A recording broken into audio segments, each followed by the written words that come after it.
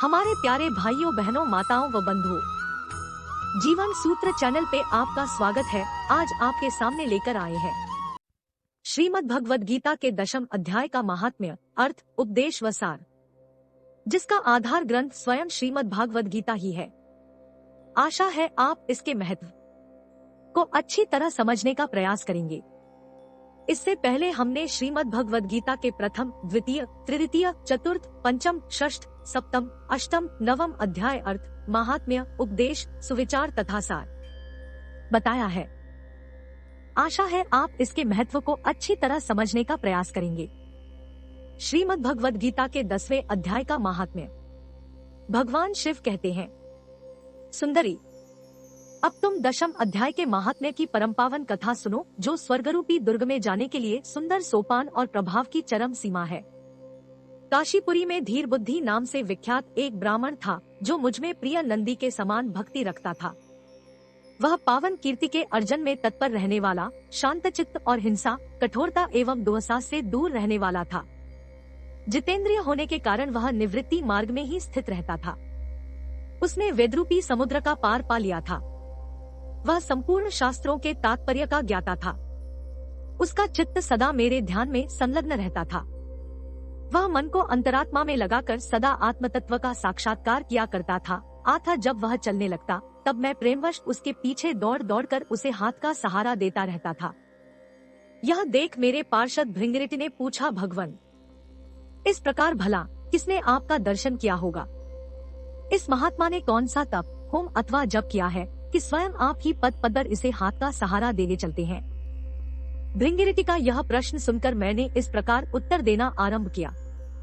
एक समय की बात है, कैलाश पर्वत के पार्श्व भाग में पुन्नाग वन के भीतर चंद्रमा की अमृतमयी किरणों से धुली हुई भूमि में एक वेदी का आश्रय लेकर मैं बैठा हुआ था।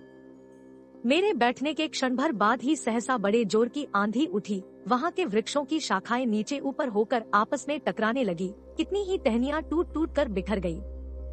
पर्वत की अविचल छाया भी हिलने लगी। इसके बाद वहाँ महान भयंकर शब्द हुआ, जिससे पर्वत की कंदराएं प्रतिध्वनित हो उठी। तदंतर आकाश से कोई विशाल पक्षी उतरा, जिसकी कांति काले मेघ के समान थी। वह कज्जल की राशि, अंधकार के वह समूह अथवा पंख कटे काले पर्वत सा जान पड़ता था। पैरों से पृथ्वी का सहारा लेकर उस पक्षी ने मुझे किया और एक सुंदर नवीन कमल मेरे चरणों में रखकर स्पष्ट वाणी में स्तुति करनी आरंभ की। पक्षी बोला, देव, आपकी जय हो। आप चिदानंदमयी सुधा के सागर तथा जगत के पालक हैं। सदा सद्भावना से युक्त एवं अनासक्ति की लहरों से उल्लसित हैं। आपके वैभव का कहीं अंत नहीं है। आपकी जय हो। अद्वैत वासना से परिपूर्ण बुद्धि के द्वारा आप त्रिविध मलों से रहित हैं। आप जितेंद्रिय भक्तों के अधीन रहते हैं तथा ध्यान में आपके स्वरूप का साक्षात्कार होता है। आप अविद्यामय उपाधि से रहित, नित्य मुक्त, निराकार, निरामय, असीम, अहंकार शून्य, आवरण रहित और निर्गुण हैं। आपके चरणकमल शरणागत भक्तों की रक्षा करने में प्रवीण है। अपने भयंकर ललाटरूपी महासर्प की विषज्वाला से आपने कामदेव को भस्म किया है। आपकी जय हो। आप प्रत्यक्ष आदि प्रमाणों से दूर होते हुए भी प्रामाण्य स्वरूप है। आपको बार बार नमस्कार है। चैतन्य के स्वामी तथा त्रिभुवन रूपधारी आपको प्रणाम है। मैं श्रेष्ठ योगियों द्वारा चुंबित आपके उन चरण कमलों की वंदना करता हूँ, जो अपार भवपाप के समुद्र से पार उतारने में अद्भुत शक्तिशाली है। महादेव, साक्षात बृहस्पति भी आपकी स्तुति करने की धृष्टता नहीं कर सकते। सहस्त्र मुखों वाले नागराज शेष में भी इतनी चातुरी नहीं है कि वे आपके गुणों का वर्णन कर सके। फिर मेरे जैसे छोटी बुद्धि वाले पक्षी की तो बिसात ही क्या है। उस पक्षी के द्वारा किए हुए इस स्तोत्र को सुनकर मैंने उससे पूछा, विहंगम, तुम कौन हो और कहां से आए हो? तुम्हारी आकृति तो हंस जैसी है, मगर रंग कोय का मिला है। तुम जिस प्रयोजन को लेकर यहाँ आए हो उसे बताओ। पक्षी बोला, देवेश, मुझे ब्रह्मा जी का हंस जानिए। धूर जटे, जिस कर्म से मेरे शरीर में इस समय कालिमा आ गई है, उसे सुनिए। प्रभु, यद्यपि आप सर्वज्ञ हैं, अतः आपसे कोई भी बात छिपी नहीं है, तथापि यदि आप पूछते हैं तो बतलाता हूँ। सौराष्ट्र, सूरत नगर के पास एक सुंदर सरोवर है, जिसमें कमल लहलहाते रहते हैं।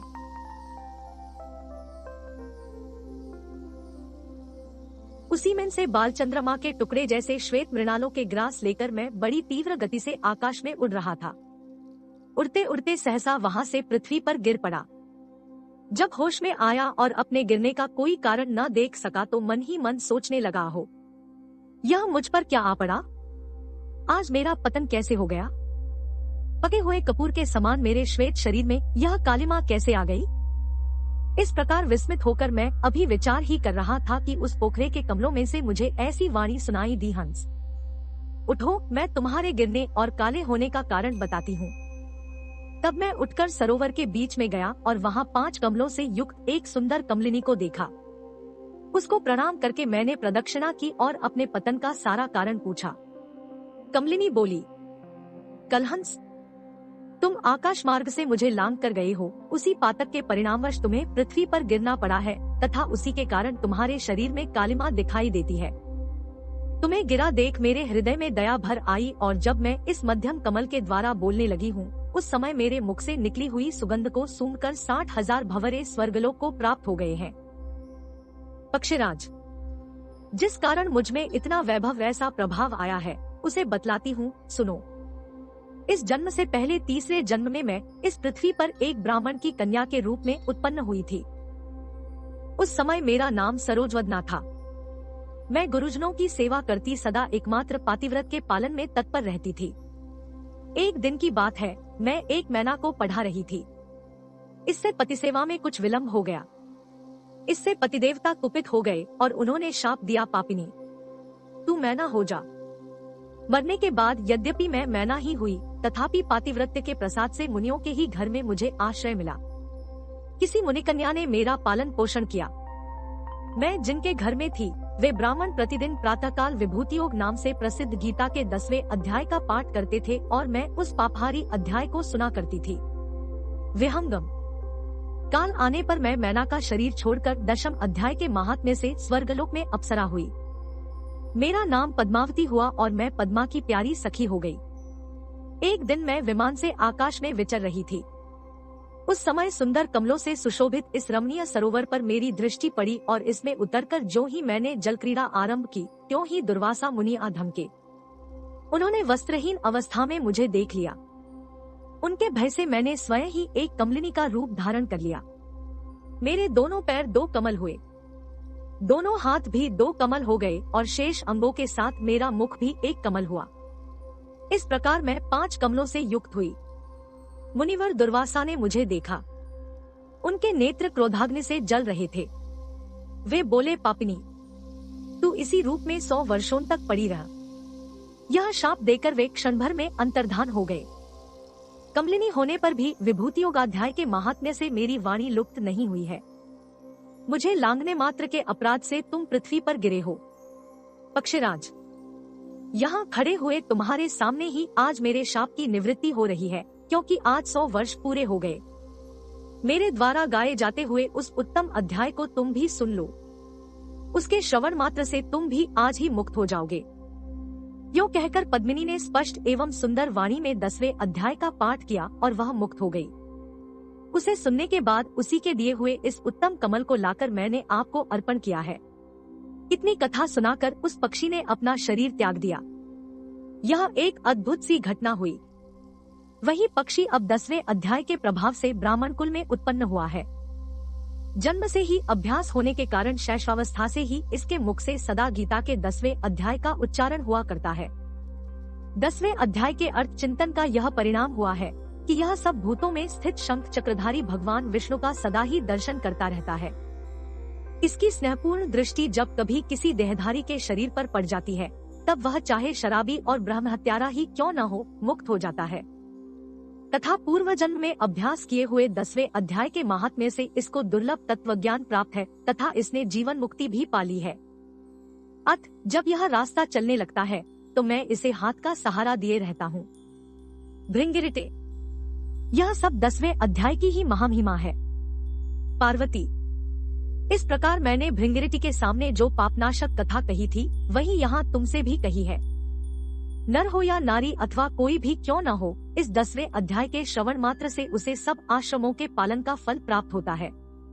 अथ 10वां अध्याय। श्री भगवान बोले, हे महाबाहो, फिर भी मेरे परम रहस्य और प्रभावयुक्त वचन को सुन, जिसे मैं तुझ अतिशय प्रेम रखने वाले के लिए हित की इच्छा से कहूँगा। मेरी उत्पत्ति को अर्थात लीला से प्रकट होने को न देवता लोग जानते हैं और न महर्षिजन ही जानते हैं, क्योंकि मैं सब प्रकार से देवताओं का और महर्षियों का भी आदिकरण हूँ। जो मुझको अजन्मा अर्थात वास्तव में जन्मरहित, अनादि और लोकों का महान ईश्वर तत्व से जानता है, वह मनुष्यों में ज्ञानवान पुरुष संपूर्ण पापों से मुक्त हो जाता है। निश्चय करने की शक्ति, यथार्थ ज्ञान, असमूढ़ता, क्षमा, सत्य, इंद्रियों का वश में करना, मन का निग्रह तथा सुख दुख, उत्पत्ति प्रलय और भय तथा अहिंसा, समता, संतोष, तप, दान, कीर्ति और अपकीर्ति, ऐसे ये प्राणियों के नाना प्रकार के भाव मुझसे ही होते हैं। 7 महर्षिजन, 4 उनसे भी पूर्व में होने वाले संकादि तथा स्वयंभुव आदि 14 मनु, ये मुझमें भाव वाले सब के सब मेरे संकल्प से उत्पन्न हुए हैं, जिनकी संसार में यह संपूर्ण प्रजा है।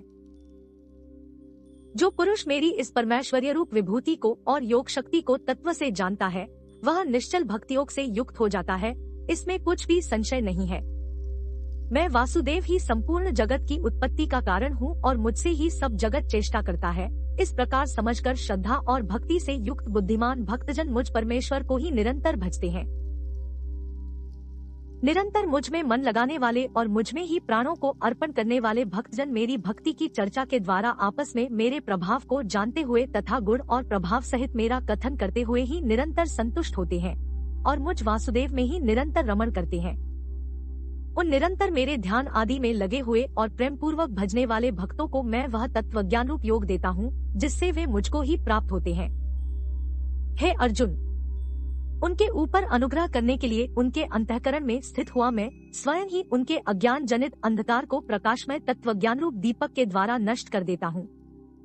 अर्जुन बोले, आप परम ब्रह्मा, परम धाम और परम पवित्र हैं, क्योंकि आपको सब ऋषिगण सनातन, दिव्य पुरुष और देवों का भी आदिदेव, अजन्मा और सर्वव्यापी कहते हैं। वैसे ही देवर्षि नारद तथा असित और देवल ऋषि तथा महर्षि व्यास भी कहते हैं और आप भी मेरे प्रति कहते हैं। हे केशव, जो कुछ भी मेरे प्रति आप कहते हैं, इस सबको मैं सत्य मानता हूँ। हे भगवान, आपके लीलामय स्वरूप को न तो दानव जानते हैं और न देवता ही। हे भूतों को उत्पन्न करने वाले, हे भूतों के ईश्वर, हे देवों के देव, हे जगत के स्वामी, हे पुरुषोत्तम, आप स्वयं ही अपने सत्य को जानते हैं। इसलिए आप ही उन अपनी दिव्य विभूतियों को संपूर्णता से कहने में समर्थ हैं, जिन विभूतियों के द्वारा आप इन सब लोगों को व्याप्त करके स्थित हैं। हे योगेश्वर, मैं किस प्रकार निरंतर चिंतन करता हुआ आपको जानूं, और हे भगवान, आप किन किन भावों से मेरे द्वारा चिंतन करने योग्य हैं।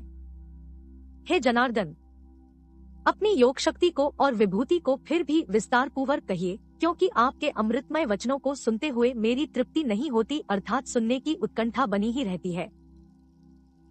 हे योगेश्वर, मैं किस प्रकार निरंतर चिंतन करता हुआ आपको जानूं, और हे भगवान, आप किन किन भावों से मेरे द्वारा चिंतन करने योग्य हैं। हे जनार्दन, अपनी योग शक्ति को और विभूति को फिर भी विस्तार पूर्वक कहिए, क्योंकि आपके अमृतमय वचनों को सुनते हुए मेरी तृप्ति नहीं होती, अर्थात सुनने की उत्कंठा बनी ही रहती है। श्री भगवान बोले, हे कुरुश्रेष्ठ, अब मैं जो मेरी विभूतियां हैं, उनको तेरे लिए प्रधानता से कहूंगा, क्योंकि मेरे विस्तार का अंत नहीं है। हे अर्जुन, मैं सब भूतों के हृदय में स्थित सबका आत्मा हूँ तथा संपूर्ण भूतों का आदि, मध्य और अंत भी मैं ही हूँ। मैं अदिति के 12 पुत्रों में विष्णु और ज्योतियों में किरणों वाला सूर्य हूँ तथा 49 वायु देवताओं का तेज और नक्षत्रों का अधिपति चंद्रमा हूँ। मैं वेदों में सामवेद हूँ, देवों में इंद्र हूँ, इंद्रियों में मन हूँ और भूत प्राणियों की चेतना अर्थात जीवन शक्ति हूँ। मैं 11 रुद्रों में शंकर हूँ और यक्ष तथा राक्षसों में धन का स्वामी कुबेर हूँ। मैं 8 वसुओं में अग्नि हूँ और शिखर वाले पर्वतों में सुमेरु पर्वत हूँ। पुरोहितों में मुखिया बृहस्पति मुझको जान।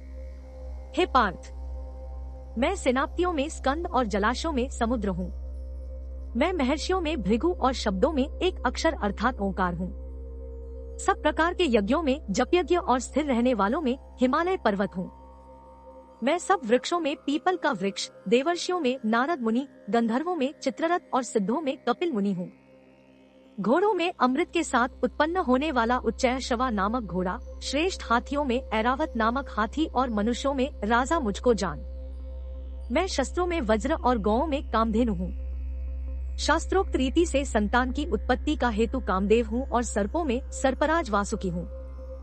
मैं नागों में शेषनाग और जलचरों का अधिपति वरुण देवता हूँ और पिंजरों में अर्यमा नामक पितर तथा शासन करने वालों में यमराज मैं हूँ। मैं दैत्यों में प्रहलाद और गणना करने वालों का समय हूँ तथा पशुओं में मृगराज सिंह और पक्षियों में मैं गरुड़ हूँ। मैं पवित्र करने वालों में वायु और शस्त्रधारियों में श्रीराम हूँ तथा मछलियों में मगर हूँ और नदियों में श्री भागीरथी गंगा जी हूँ। हे अर्जुन, सृष्टियों का आदि और अंत तथा मध्य भी मैं ही हूँ। मैं विद्याओं में अध्यात्म विद्या अर्थात ब्रह्म विद्या और परस्पर विवाद करने वालों का तत्व निर्णय के लिए किया जाने वाला वाद हूँ। मैं अक्षरों में अकार हूँ और समासों में द्वंद्व नामक समास हूँ। अक्षय काल अर्थात काल का भी महाकाल तथा सब और मुखवाला विराट स्वरूप सबका धारण पोषण करने वाला भी मैं ही हूँ।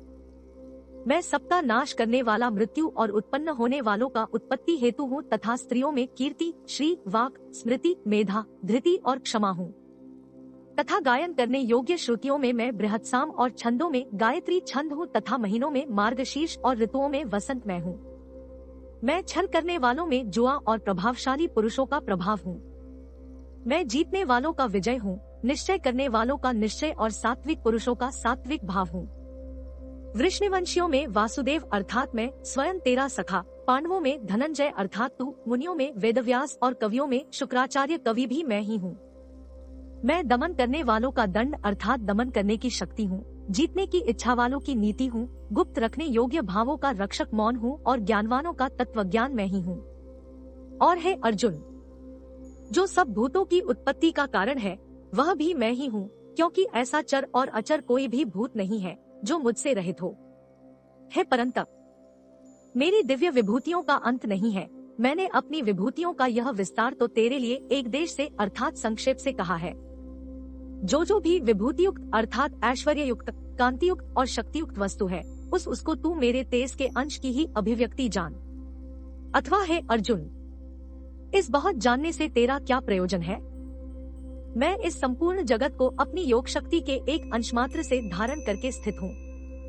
इस प्रकार उपनिषद, ब्रह्म विद्या तथा योग शास्त्र रूप श्रीमद् भगवद गीता के श्री कृष्ण अर्जुन संवाद में विभूति योग नामक 10वां अध्याय संपूर्ण हुआ। यहाँ साक्षात वासुदेव श्री कृष्ण स्वयं गुरु है और श्री अर्जुन उनके शिष्य। कपिध्वज अर्जुन की उत्कृष्ट योग्यता के कारण स्वयं भगवान ही उनको यह उपदेश दे रहे हैं। श्री हनुमान बल, बुद्धि, भक्ति इत्यादि सद्गुणों में सबसे वरिष्ठ माने गए हैं। उनको अपनी ध्वजा में धारण करने वाले श्री अर्जुन को साधकों में श्रेष्ठ समझना चाहिए।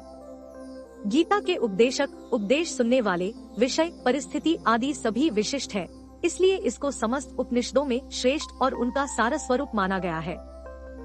दोस्तों, श्रीमद् भागवत गीता के महात्म्य का बहुत ही बड़ा महत्व है। इस महात्म्य में अनेकों संदेश छिपे हुए हैं, अनेकों रहस्य छुपे हुए हैं, जिसका अध्ययन करके हम अपने जीव के सार को समझ सकते हैं। श्रीमद् भागवत गीता स्वयं श्री कृष्ण के मुख से निकले हुए वचन है, जो असत्य नहीं हो सकते हैं, और मनुष्य के लिए गीता के महात्म्य, गीता के अर्थ को जानना बहुत ही आवश्यक है। गीता शास्त्रमिन पुण्यम य पठेत प्रायत पुमान्। यदि कोई भगवद गीता के उपदेशों का पालन करे तो वह जीवन के दुखों तथा चिंताओं से मुक्त हो सकता है, भय शोकादि वर्जित। वह इस जीवन में सारे भय से मुक्त हो जाएगा और उसका अगला जीवन आध्यात्मिक होगा। बंधुओं, आपको हमारी सुनी अनसुनी कहानियाँ एवं कथाएं पसंद आए तो अपने मित्रों के साथ शेयर करें, लाइक, कमेंट और साथ ही सब्सक्राइब करें और साथ में दिए गए बेल बटन को दबाएं ताकि हमारे चैनल पर आने वाली वीडियो की नोटिफिकेशन आप तक पहुंच सके। और यदि आप हमारे चैनल पे नए हैं तो कृपया सब्सक्राइब करें। जय श्री राधे कृष्ण।